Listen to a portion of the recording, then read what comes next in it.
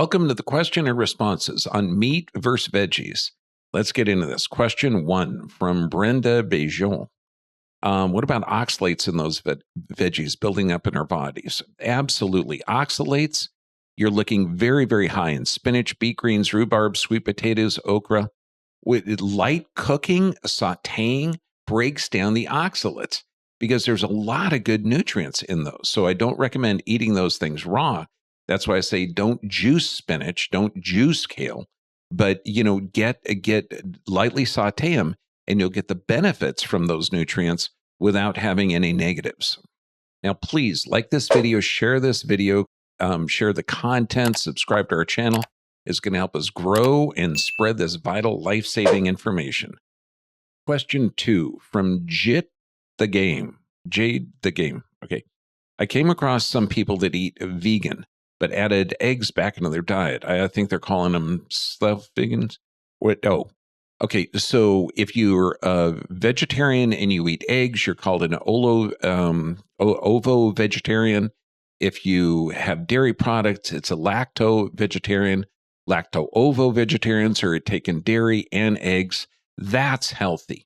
There are no vegan cultures on the planet, but there are vegetarian cultures. And they have to get their animal proteins from either the eggs or the dairy. So absolutely, you have to add those animal proteins in there for healthy nutrients.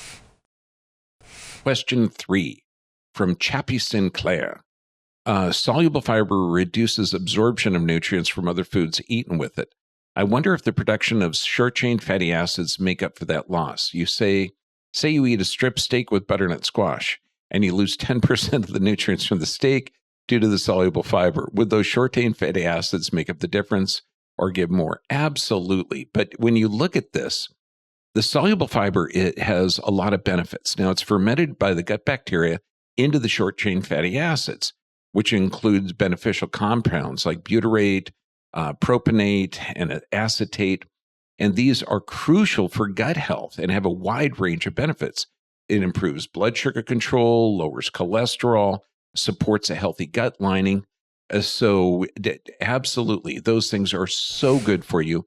And you don't really need to worry about the absorption because the body is going to break those down.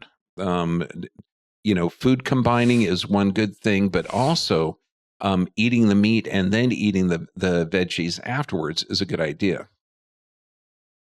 And then a comment from Jay Figueroa. Need a balance of both. Both have important nutrients the body needs. Oh my gosh. Common sense and brilliance. This is what your system is designed to consume. You need that balance. You are an omnivore. Absolutely. Look at the blue zones. Different nutrients from all around. Look at Weston A. Price. Brilliant comment. Now, if your question wasn't answered in this form, please go to the DRB VIP website. There we can answer freely. And God bless you for your comments. Stay healthy, my friends. The world was built for you, and you were built for the world.